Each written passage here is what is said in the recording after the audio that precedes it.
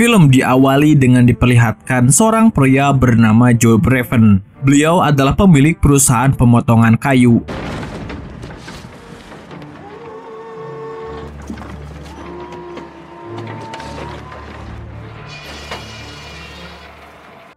Hari itu rekan kerjanya bernama Weston akan mengirimkan muatan kayu. Joe memintanya mengantar besok pagi saja karena badai akan datang. Namun Weston tetap berangkat karena dia juga ada urusan lain yang harus dikerjakan. Dan jika nanti badai memang datang, Weston akan numpang nginep di pondok milik Joe.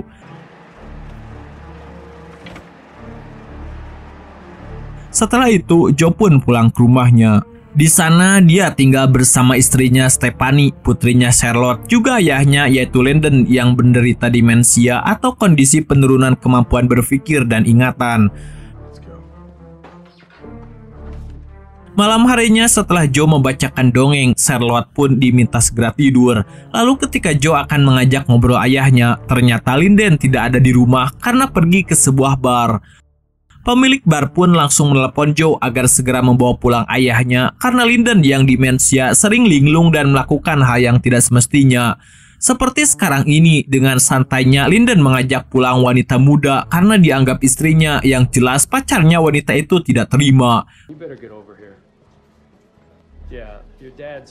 Joe pun langsung OTW ke bar dan langsung melawan 3 pria yang mengeroyok ayahnya.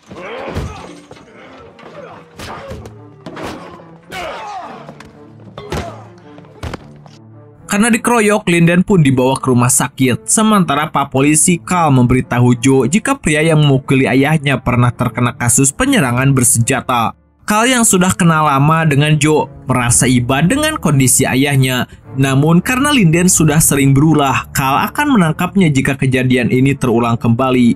Lalu dokter mengatakan bahwa luka di kepala Lyndon sudah dijahit. Namun kondisi kejiwaannya semakin memburuk sejak kecelakaan yang dialaminya setahun lalu. Karena Joe dan Stephanie sibuk bekerja, dokter pun menyarankan agar Lyndon dimasukkan ke panti jompo saja. Namun Joe langsung menolak saran tersebut. Setelah perawatan Lyndon selesai dan Charlotte memberikan gelang buatannya untuk sang kakek, mereka semua pun akhirnya pulang ke rumah. Di lain sisi, sebelum sampai ke tempat pengiriman, Weston mampir ke suatu tempat untuk menemui temannya Hallet karena mereka sudah sepakat untuk melakukan sesuatu. Hallet pun meletakkan beberapa gelondongan kayu yang sudah dia siapkan di antara kayu-kayu di truk Weston. Setelah itu mereka pun OTW ke suatu tempat, namun tiba-tiba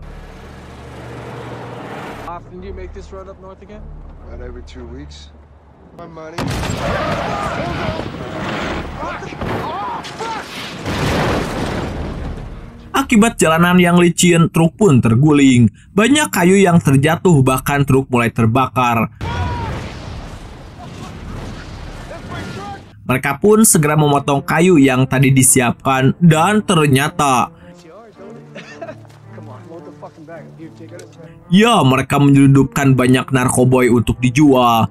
Sebelum orang-orang atau polisi berdatangan, mereka pun segera memindahkan narkoboy itu ke dalam tas. Lalu ketika api di truk sudah dipadamkan, Weston dan Hallet lanjut OTW ke pondok milik Joe yang tak jauh dari sana untuk menyembunyikan barang haram dagangan mereka. Setelah menyembunyikan narkoboy di pondok Joe, mereka pun kembali ke truk dan akan mengambil narkoboy itu esok hari. Tak lama kemudian, polisi pun datang. Mereka dibawa ke hotel terdekat untuk menginap, sedangkan truk di jalan akan diurus oleh polisi. Di lain tempat, sang bos narkoboy yaitu Casson menemui salah satu pengedarnya di bar, di mana rekannya ini telah melakukan kesalahan fatal. Lalu Hallet pun menelpon Casson untuk melaporkan bahwa truk tergelincir dan narkoboy terpaksa dipindahkan ke sebuah pondok. Saat telepon sudah ditutup,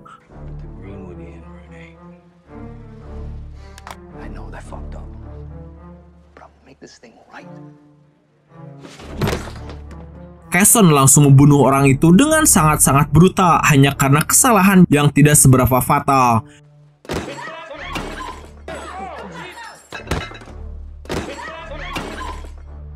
Sementara itu, Joe yang masih galau dengan kondisi ayahnya berusaha ditenangkan oleh Stephanie.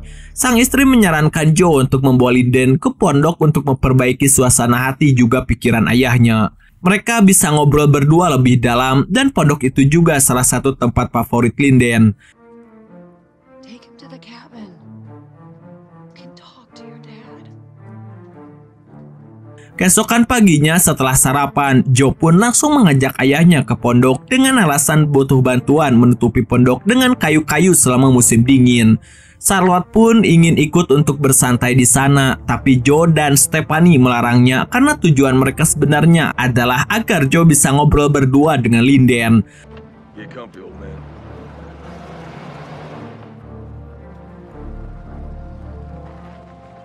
Setelah menempuh perjalanan cukup jauh, mereka pun sampai di pondok. Dan Joe perlahan-lahan bicara dengan ayahnya tentang saran dokter untuk memasukkannya ke panti jompo. Meski Joe sudah mengatakan jika dia tidak mau ayahnya masuk panti jompo dan akan mencari cara lain untuk mengawasi kehidupannya. Namun Linden sudah keburu emosi, dia tidak menggubris perkataan Joe dan pergi cari angin keluar pondok.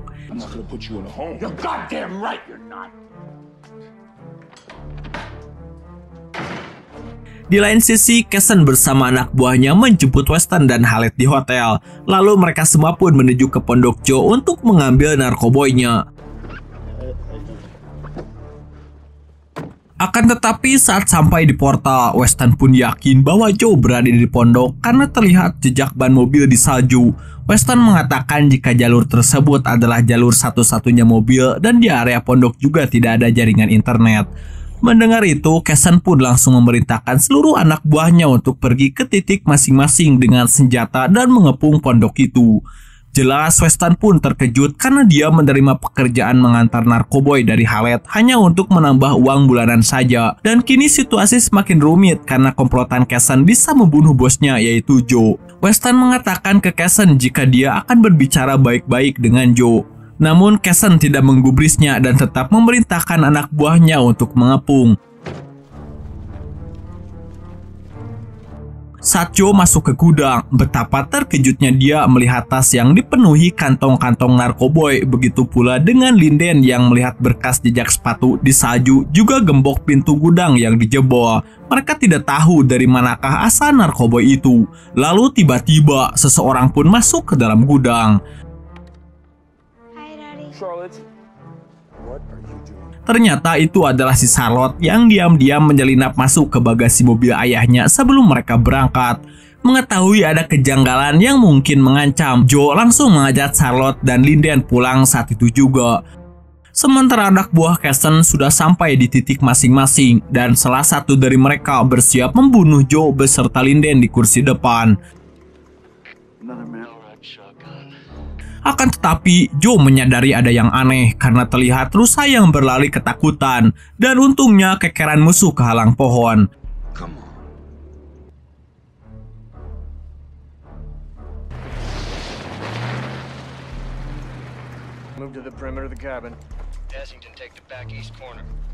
Joe pun langsung beralih sekencang-kencangnya balik ke pondok. Kemudian tirai-tirai jendela pun ditutup. Charlotte lalu disembunyikan ke sebuah bilik. Linden di sana bersiap menembak di lantai 2. Sedangkan John akan mencari bantuan lewat radio. Let's go. You can ride in the big boy seat.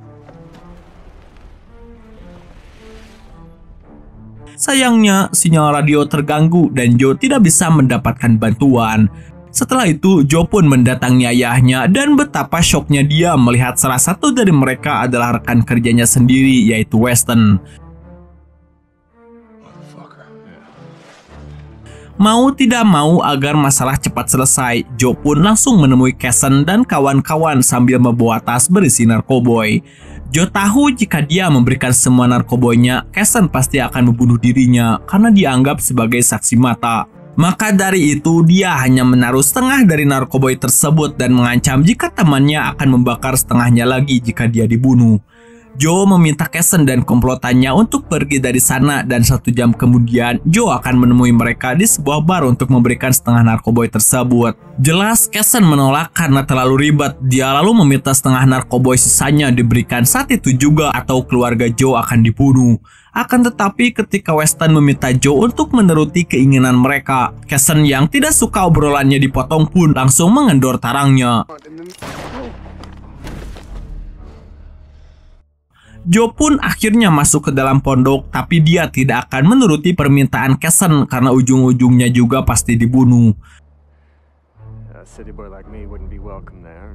Joe pun langsung mempersiapkan berbagai perkakas, merakit panah kayu miliknya, memindahkan Charlotte ke ruangan lain dan meminta ayahnya untuk menembak penembak jitu musuh. Copy. Once we have the other half secured, take them all out.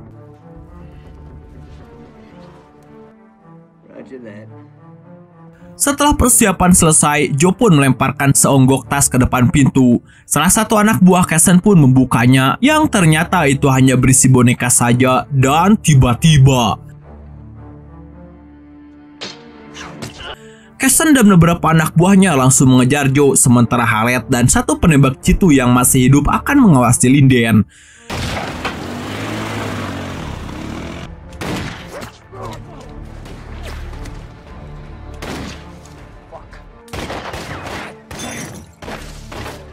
Joe yang sudah kabur ternyata bukan hanya membawa tas berisi narkoboy, tapi Charlotte juga dibawa olehnya dan diminta pergi ke puncak bukit agar bisa menelpon ibunya untuk meminta bantuan. Dengan ATP-nya, Joe terus kabur dari kejaran mobil Casson sampai akhirnya mereka pun kehilangan jejak. Go!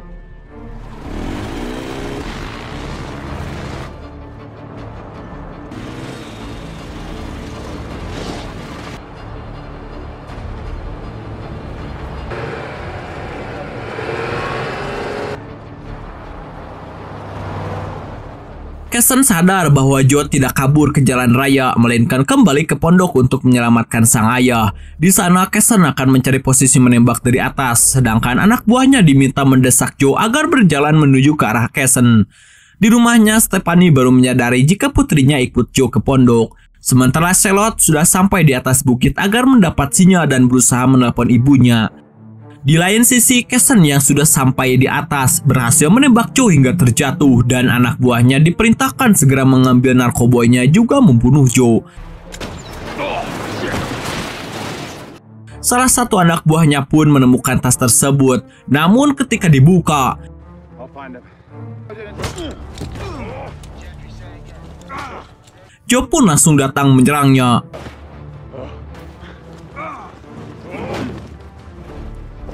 Dengan cerdiknya, Joe mengikat kaki musuh ke ATP lalu akan dijatuhkan dari tebing. Tapi yang terjadi,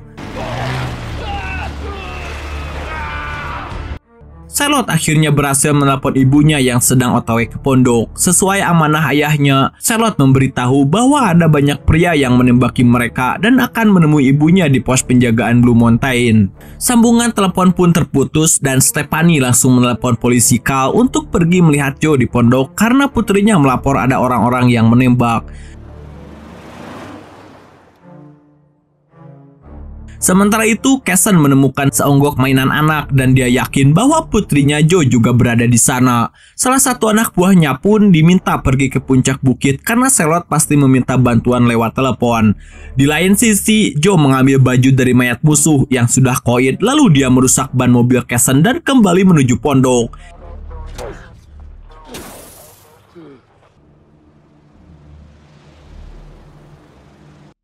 Di dalam pondok, Mbah Linden harus melawan Haled. Lalu ketika Haled sudah masuk ke dalam,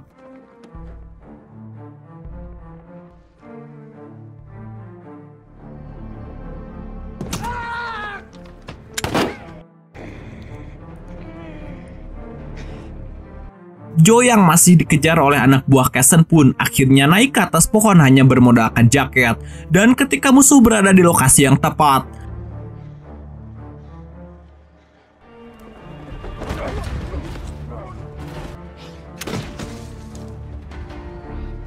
sayangnya Casson datang dan Joe langsung kabur ke pondok. Sedangkan Linden kesulitan mencari penembak jitu musuh yang masih bersembunyi. Dan tiba-tiba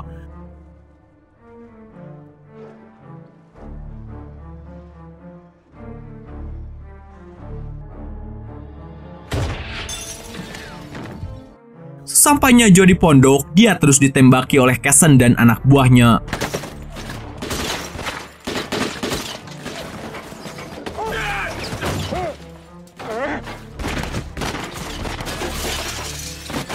Joe pun langsung menenangkan ayahnya yang demensianya kambuh akibat kepalanya bocor terkena pecahan kaca.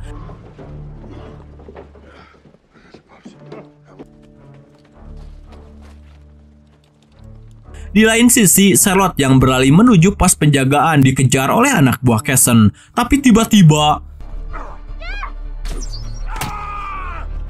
panah menancap di tangan musuh yang ternyata itu adalah Stephanie. Musuh pun ditikam beberapa kali dengan pisau, sedangkan Charlotte yang kabur bertemu dengan polisi Carl dan rekannya.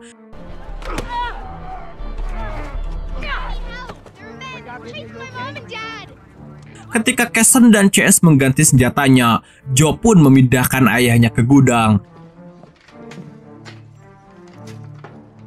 Kini mereka mulai mengepung di sekitar pondok dan Joe berhasil membunuh dua anak buah Casson dengan cara yang sangat brutal.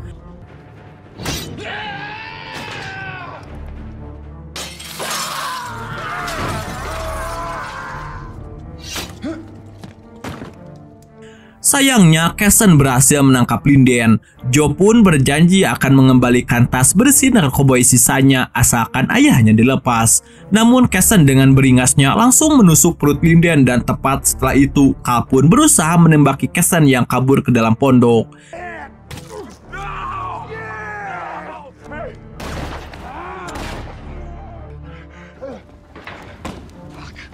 Naasnya, Linden yang kondisinya semakin lemah harus meninggal di pelukan sang putra. Ketika John akan ditembak oleh anak buah Casson, Stephanie pun langsung memanahnya dan inilah yang terjadi. Kini hanya tersisa Casson seorang diri. Dia lalu mengambil tas berisi setengah narkoboy sisanya di dalam pondok, lalu menembak yang untungnya tidak di bagian vital. Setelah itu, Casson memasukkan narkoboy di mobilnya ke dalam tas yang sama dan kabur dari sana. Akan tetapi, Joe yang begitu murka dengan kematian ayahnya pun akan membalaskan dendam. Dia kemudian mengambil peralatan yang diperlukan dan segera mengejar Casson. Di lain sisi, Stephanie akhirnya bertemu dengan Charlotte dan tak lama kemudian mobil-mobil polisi pun berdatangan. Setelah melihat di manakah posisi Casson, Joe pun membentangkan tali lalu menggebernya agar mengalihkan perhatian Casson.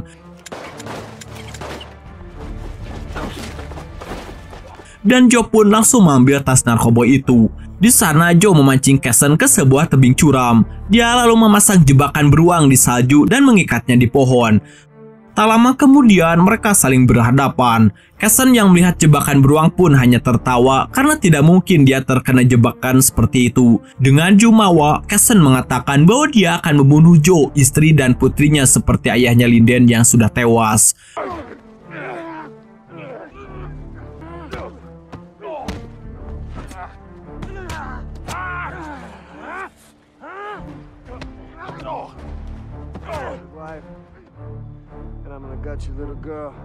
Mendengar itu, Joe yang semakin emosi pun langsung mendorong Casson agar mereka jatuh dari tebing bersama-sama. Akan tetapi,